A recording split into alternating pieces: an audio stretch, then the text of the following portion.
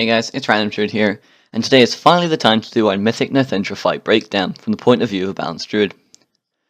We'll be looking at how to position as well as little tips and tricks for the fight overall. For a guide on the basics of balanced Druid, look in the description for the link to my guide. One small thing is the start of the video was sadly corrupted, so the clip starts 10 seconds into the fight. It's okay, all you miss me do is cast Incarnation Chosen of Balloon and use my pre-potion and then use Half Moon. Now, on with the clip. So, as I said, you'll want to start every fight by using a Potion of Prolonged Power and then Incarnation Chosen Balloon. Use your Moon charges to get to 40 Astral Power. I explain why you have to do this in the Basics Guide. Another small thing is both Prolonged Power and Deadly Grace have the same power value in the case of a Balanced Druid. But the Prolonged Power potions are much cheaper, saving a lot of money after a full night of wipes and drinking those potions up.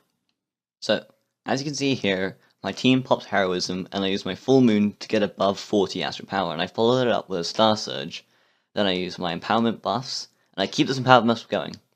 Now, what's very important is that I like to stay above 40 Astral Power, so I stay at the high end of my Astral Power. So as you can see here, I use my Empowerment buffs, and I'll keep above 40. Now, the advantages of being above 40 means that I have a Star Surge always ready, and so if I need to move, I can use that Star Surge to keep my DPS going as I'm moving, and on top of that, when my Chosen Balloon runs out, I'll have a lot of Astral Power stocked up, because Chosen Balloon makes me generate a lot more Astral Power, and when that runs out, I'll have a lot of stockpiles left up, so I will not ever run out of those Empowerment buffs. Now, the thing is with your dots. So, when your dot is running out, so it's got 4 or 5 seconds left, you want to kind of subconsciously try to cast more of the corresponding spell to increase the duration of that buff, thanks to the level 100 talent. What you never want to do, though, is cast a spell without the empowerment buff. That is very bad and a big DPS loss. So as you can see here in the clip, I'm just continuously DPSing with the boss, following my rotation. As you can see there, a second ago, I casted a Lunar Strike, without the empowerment buff, and that is bad. And as you can see here, I'm having to do it because sadly I do not have enough Astral Power to keep the Star Surges rolling, and that is why it's important to stockpile your Astral Power while in Chosen Balloon. As you can see there, I popped Barkskin.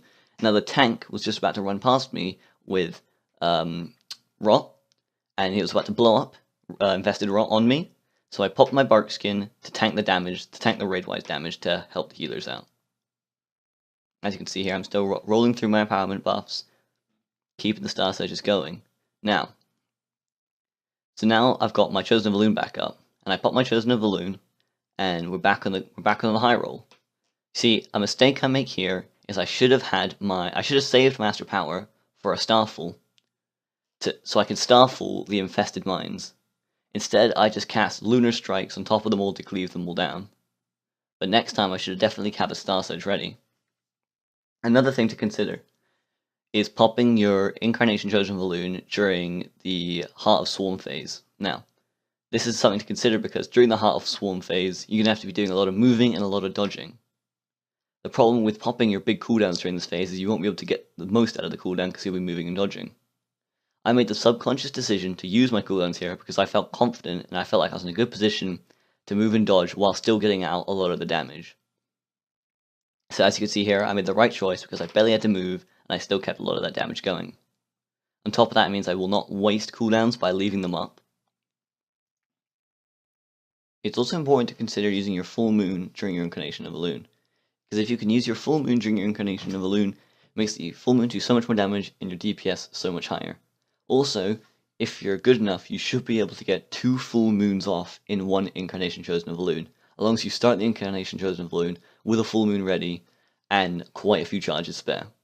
So, now, in a second, I'll be getting Rot, and that means I'm going to have to move to the edge of the room and stand out of people's way.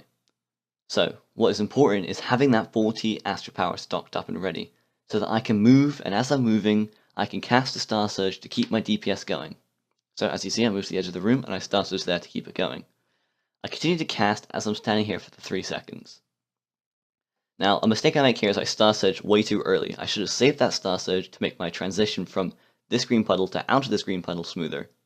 So, because I do not have any Star Surges ready to move and cast, I just use my Moonfire and Solar Fire as I'm moving, because it's better than nothing. So, I'm continuing my rotation, just keeping that Astral Power up. As you can see, I'm always trying to stay above 40, unless I need to cash into the Astral Power, the Empowerment stacks. So here, Infested Mines is used, and this time I do get the Starfall down. So this Starfall does a lot of damage to everybody, and helps them break out sooner. Also, make sure you use Lunar Strikes during that point as well, because you can cleave them all down. So, the rest of the fight is quite self-explanatory, and I don't think I need to go through it, as all you have to do is follow your basic rotation and the boss mechanics. In summary though, Starfall on infested mine victims, keep 40 Astral Power ready in case of needing to move with Rot, take level 15 talent Wild Charge to dodge Breath, and always consider whether you should use Incarnation Chosen Balloon when entering a Heart of the Swarm phase. Normally, I would not recommend it, and focus on dodging, as if you die, you can't do any DPS.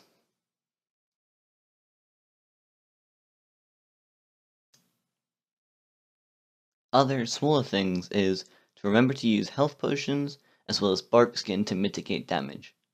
Also remember to use your innovate on healers to save their mana.